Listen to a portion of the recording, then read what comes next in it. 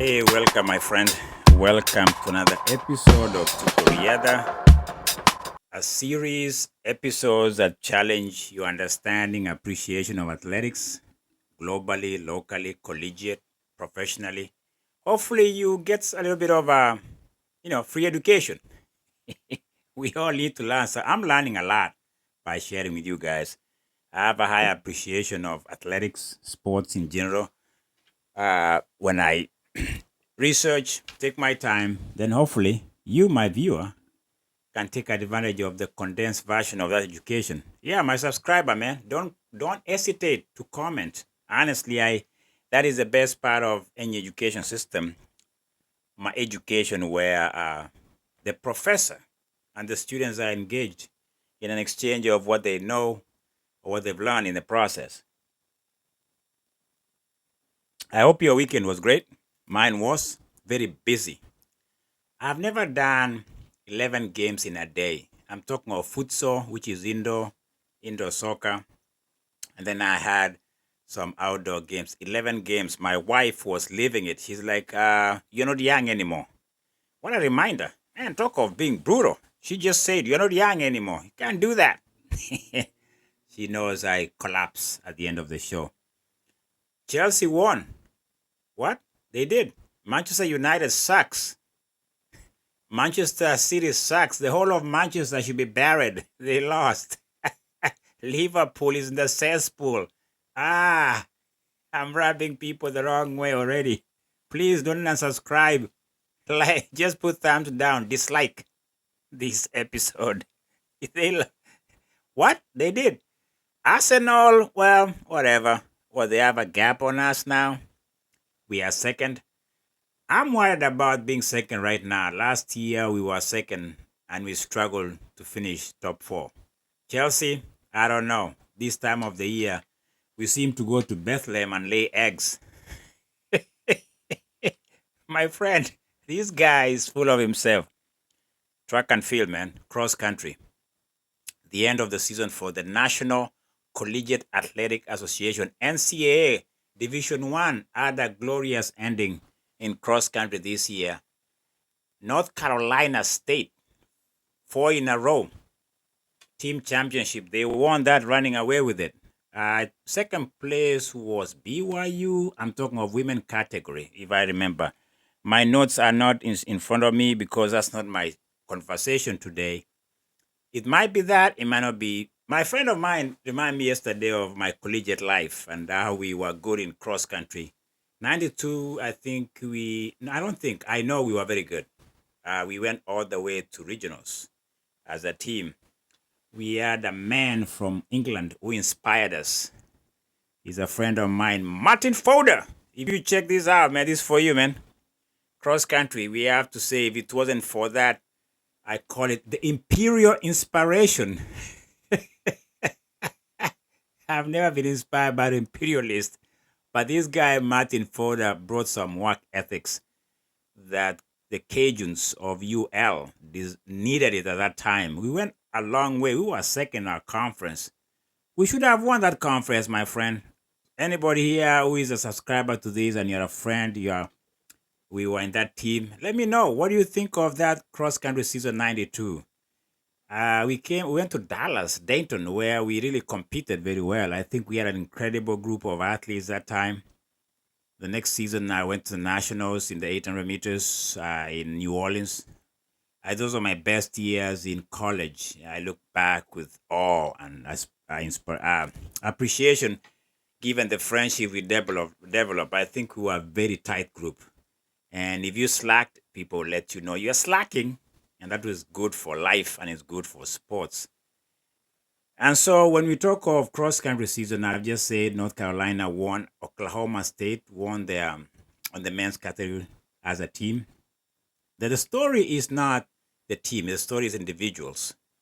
Because Doris Lemngole was not in Japan, in Tokyo, 3,000 meters as a fluke. Doris Lemngole has redefined collegiate competition. She's a woman, She's a great athlete. She's a good person. I heard her speaking, very humble. She destroyed the competition. Let me tell you how that means, what that looks like. Before the national championship, the national talk was a freshman. A freshman? Yes. A freshman, BYU freshman. The name is, let me get the name here, because this is where I know there's a little bit of there's a collapse. What I mean by a collapse is that people are collapsing into a national narrative in sports. The borders are being built, they are being reinforced, and the narrative in sports is not being excluded on this narrative. I'm talking of the anti-immigration narrative. It's very global, it's Eurocentric, it's America-centric. Everybody is saying we just want to purify our nationality. And this takes a very dark turn when it comes to sports, because I'm reading some of the articles coming out of collegiate forums, and there's a little bit of a resurgence. There's a little bit of a bubbling of the national way of looking at people whom they believe don't belong, and the word "they" is becoming something they throw out there. Let me just premise you guys. Let me prepare you for my conversation, and you can comment if you think I'm overstepping, I'm over amplifying something that's already being, I don't know, being mitigated by some other people who are more liberal, more inclusive, and diverse. It's not in sports. My suspicion is that it's gonna get worse.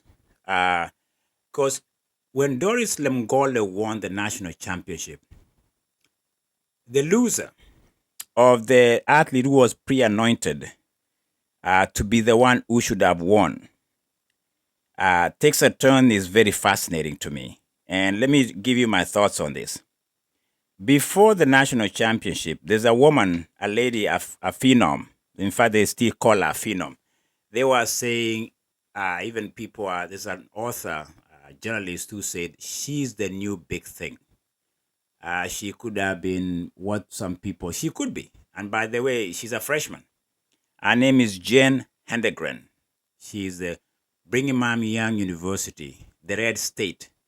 The state of Brigham Young in Utah believes in America destiny. I'm not overstating that. You can go anywhere you want. And the coach who lost to Doris Lemngole, the Alabama Tide woman, she comes out of Alabama, Kenyan born, said things about foreign athletes that are very disturbing to me. People might not see this as disturbing, but it is. He's saying that the foreigners are taking over athletics. They are taking over collegiate scholarship. They are taking over the bread of what belongs to American athletes. He wasn't mincing words. And I'm going to read to you guys what you think. Because Doris Lemngole winning against a pre-anointed hot favorite, Jane Hedengren from BYU, creates this conversation. There's nothing else you can say. It was this background before the nationals that people thought Jane, of course, Jane, people even say there's a generational, using the word Jane as generational. And even people are amplifying the whole thing that this is going to be the American year for a collegiate woman, freshman, to be the champion. Doris Lemngole silences those amplified, whatever you call it, stories. And it is talent versus talent. It's not about anything else. But what comes as a whistleblower of racism and nationalism, which some people say they are, what is this? There's something, there's a phrase that goes like this. Solidarity or nationalism is a scoundrel of whatever. There's something, a phrase I've heard where people go in and they believe in the purity of their nationalism. And I think this is becoming more of what it is these days in a climate we live in the leadership of this country that is just trying to purge what they claim are the elements that are foreign. They are polluting the DNA of America. In sports, the old grumpy coaches represented by this guy, let me just tell you what I think. And you can say whatever you think in your comment. There's a coach from BYU, Ed Eiston. He's a longtime BYU coach who says that a very interesting thing. He said that there's a marketing agency that has flooded, that should be investigated for flooding American NCAA colleges with Kenyan athletes. It's called Scholar Book Premier. I think I've talked about it in one of my episodes. Not I think, I know. I don't know why I say I think. Because this coach, Ed Einstein of BYU, is not speaking out of turn. He represents the majority of the red state. And what I mean by red state are people who believe in America. It's all about this America. All athletes should be American colleges. Get these foreigners out. They are taking away what this guy terms as something that American athletes should take or should own. Of course, this is the article. 9 out of the top 10 women's teams have been foreign runners. The statistics don't tell us anything that we don't know. But what it amplifies and try to project and try to tell us is that they are foreigners, they are immigrants. They're not telling us they are student athletes who are talented, who win on an even field. Well, there could be some special cases. There could be some aberrations. There could be some bad apples out there. Maybe from Kenya, we've had doping athletes who found escape and have joined collegiate programs. And I'm not naive to say there are no bad apples out there. There's some people who have lied about their age. There's a 28-year-old runner who went to LSU. Age has been a problem in Kenyan athletes. They've said they are younger, yet they are older. Okay, let's investigate that. I could be a product of that myself too. But does that take away from the fact that they went out there and compete? And to label them as foreigners is a blanket that has a whistleblowing undertone to it, that they are saying, they're not American. That statement, I'll leave it at that. Those are the stars coming out. He says, and the article continues to say, 5 of the teams with 4 to 7 foreign runners, or 31 of the 63, according to research. And I'm a very big fan of Let'sRun.com. They do their research, but they're becoming more Americentric. You can tell from the articles they write. And this coach, Ed Eiston, becomes the conversation point in this article. When I talked of the Kenyan runner who came here, who was over, his age was 28. I don't know how he got that. But, rules have changed, and people, if they are not in compliance with the rules of NCAA, well, follow that to the T. But to say foreigners really rubs anybody who is from other countries to see as if they don't belong here. Yet they've legally come to this country. Legally. They follow the due process. Some of us did that and we got here. But to just say they are foreigners, those people. And I think for me, speaking as somebody who was born in Kenya, came here, I've been here since 91. That's a long time ago, before some of you guys were born. To not see me as an American in certain ways, that I pay my taxes, I respect the flag. Not everything, I don't buy everything that's American, but I'm here obeying the law and living within the confines and the jurisdiction that I live in. I think is what is making this issue more toxic to me. Even to say these things by the coach, he says, to have all these foreigners, he calls it these foreign athletes, come into the collegiate program. This is what he says. It does not help the U.S. development effort. It doesn't encourage young American talent. It discourages them. When did I discourage anybody when I competed against them? I do the same training. I go to the same class. I do what the coaches ask of me. I could be 2 years older than him, but I'm obeying, I'm living within the whatever the domains of the rules and the training. Just because you don't win doesn't make you less American because you're American. Just because you got beat, Jen from BYU by Doris Lemngole, doesn't mean Doris does not deserve to be on that same racing course you did. I don't understand this. So it's okay if you go to Olympics, you get beat by a Kenyan as an American. Do you whine that whatever? No. It's an even field. Might not be even. There's some people, of course, I have to admit, there's some people who just find a way of cheating whatever that is, and they get away with it. But it doesn't make everybody else, a culprit or guilty of whatever that narrative is. Because to be honest with you, it's not about athletics when you hear these coaches. I think this is where this coach he didn't catch himself saying this. Because there's something I read here that is very, what he says is not. So this is what this guy Einstein, the coach of BYU, says. He says here, he says he's whining and he's complaining. I don't know why he's complaining. It could be legit.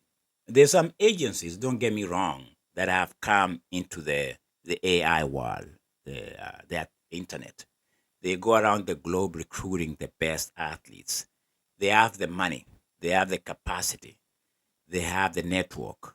And these agents, these platforms that have been created around the globe, they are done with the blessing of the colleges in America. Every college you go to Division 1 wants to compete. Okay? It's a competition.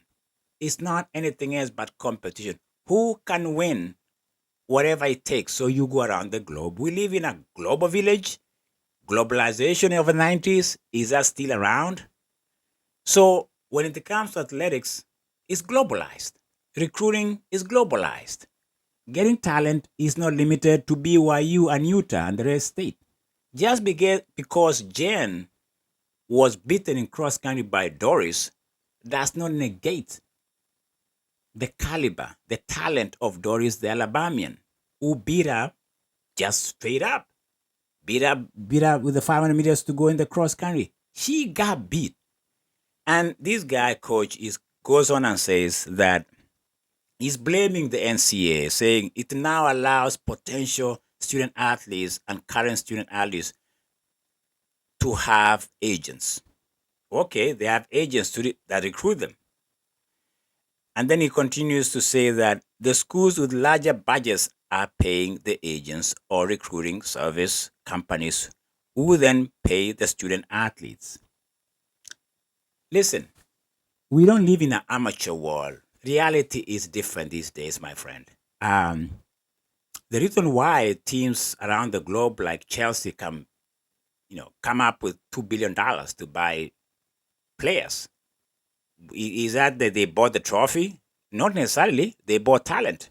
How they put that group of players together to win the Premier is neither here or there. It depends on the coach, injuries, the season, whatever. So we live in that reality.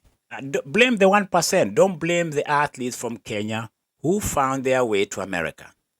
Blame the 1% who have put the money in place, and people will chase the money. Colleges will chase the money. And BYU coach to complain as if BYU is just... Brigham University is notoriously a corporation. It's a business. It's an enterprise. It's run at the core is about money. But for him to act like a saint, that we don't have the money in BYU, blah blah blah. Jane got beat because Alabama had more money. No, it is Doris Lemngole is a better athlete. She was in Tokyo for a reason. She's won this before. The freshman has a lot to learn. She can win maybe in a senior year. Give her time. But to go out and say because Doris is from Kenya, and all these Kenyan athletes, foreign athletes, are coming to take away from Jane, your athlete, is ridiculous. Is, to be honest with you, is borderline racist. Okay? It is. And I'm going to call this coach out for who he is. He's a racist. And he's trying to defend himself here by claiming NCAA. No, it's not NCAA. NCAA has done what it has to do. College programs they are there to make money. That's how they get scholarship. That's how they build the stadiums. That's how they hire the coaches. It's about money. And if money takes you to Kenya to get the best athletes who can come to this program and win, so be it. Is it legal? Yes. Was there some things that didn't go the right way? Sometimes. But follow those, but not just the idea that because they are foreigners, they don't belong here. This constricting America, the America that is just looking in and thinking outside there is just but enemies, rapists, drug dealers, dopers who come here and overage. I don't think it's telling the whole story. I think most people who come to this country want to train hard, run the best they can, and win championship for these colleges. These people leave their homes and countries and families to come to America to compete. And they sacrifice all that I've just said for America colleges. They're not running for Kenya. And I don't think people appreciate the sacrifices these foreign athletes do make to cross the border, to fly over here and learn everything, learn the language, learn the culture, learn how to maybe get food from McDonald's. Okay? These are shocking things to some of us who came to America. And when we go out there as athletes to compete, we want to win for the school. We're not winning for Kenya. We're not even winning for ourselves. We're not even getting recognized when we do good. Newspapers, local, don't even talk about. They talk about the American athletes, and they could be more white. Okay, let me just be as blunt as I can get. It's a racist narrative. It's a constricting America. It's anti-immigrants. It's ICE, as you want to put it. It's purging America of talent. It's not purging America of immigrants. It's purging America of talent. And I'll be very vocal on this one, because I'm tired of coaches who hide behind the idea that, oh, look at this overage. These foreigners, they come here and take the bread that belongs to all nice, talented Americans. If they are talented, they'll compete too. Maybe they had a winning streak until they ran into Doris Lemngole from Alabama. And she got beat fair and square. Okay? And this is what you have to listen to me about this coach here, because he's racist. Einstein from BYU is a top-notch, old, stinking, racist guy. Okay? He's trying to hide behind this statement. Listen to this. If you made us think, now, talking about what he has just been saying about these agents, this network that recruits, this is what he says. Quote, if you made us think about it, someone will say you are racist, says Einstein, the BYU coach. I didn't say he was racist. He just told me he is. Okay? When people say, if you make us think about, then they end up by saying, people say you are a racist. You've just made your case, my case. You are racist. Okay? And then he continues, but I'll take a Kenyan recruit if he was born in USA. Really? You will? Let's go to BYU program. Let's go to Brigham Young University in Utah. Let's see how many Kenyan athletes are running for this coach. 0? I've been to Utah. Maybe the only thing that is not racist there is the Mormon church. Maybe. It took them a while to figure that out. It took the federal government. Don't get me started on this conversation, okay? And then he continues, actually, we are currently recruiting 1. I just told you. These guys are admitting to something. He's saying they're making an attempt to look like they care about Kenyans. So we are in an attempt now recruiting one, he says. But all along, my friend, that is what I call a raisin on a cereal bowl. That's all you're doing. It's like somebody saying, oh, I'm not racist. I have a Kenyan friend. You have a Kenyan friend? Oh, Nigerian. I think I used to run with them in high school. I don't remember their name. I'm a racist. Listen to this coach. How racist this guy is. Some coaches have decided to take a shortcut by taking foreign talent. Do you have a case in mind, coach, you want to tell us about that we don't know? Can you be more deep on your details here? He continues. Many are older and developed. Okay, maybe there's one or two who are developed. What do you think? Are they just gonna sit there and they are developed now? They don't need to train? Okay. I always felt I'll be embarrassed. Listen to this guy. Listen to this coach. He says, I always felt I'll be embarrassed to have seven foreigners on the team. You'll be embarrassed? Why, coach? Why will you be embarrassed if you had 7 athletes in your team who are foreigners? Are you specifically saying if they are from Russia, they are from Sweden, they are from European countries, you'll be embarrassed? Or you're saying if they are black, you'll be embarrassed? Look who is coming for dinner. Don't forget that movie, my friend. Look who is coming for dinner. Oh, you're not bad after all. That's racist. You are not bad after all. I've had these things before, my friend. These are racist people, and they like to be very diplomatic when they talk. They like to be nice in front of the cameras. But on a Sunday morning in BYU is the most discriminative hour you can ever be in. I'm talking of churches and schools too. Let me finish what he said because I'm going to conclude with this guy. The NCAA is definitely the way we develop talent in this country. NCAA now represents the nationalistic movement of recruiting athletes within America. Do you think foreigners have killed the talent in America, my friend? Make a comment. Do you think because I'm here, when I was in UL, I destroyed the local talent or I made them better? I talk of Martin Fowler, a friend of mine who came from England. He's from England. Now you know when it comes to racism and imperialism, you would think this guy is not inclusive. This guy had me stay in his home in Chatham outside London for 2 months. Okay, this is a brother. I can dedicate this to him as a brother. Okay, he knows what I think of him. His parents was loving. His grandmother fell in love with me. So I know people who deep inside in their hearts, they care about the foreigner. They show it by actions. But we have this coach Heinston from BYU, whose runner Jen, whatever her second name was not generational American talent. Got exposed by Doris Lemngole. Lick your wounds, coach. You lost fair and square. It's not about foreigners, it's about talent.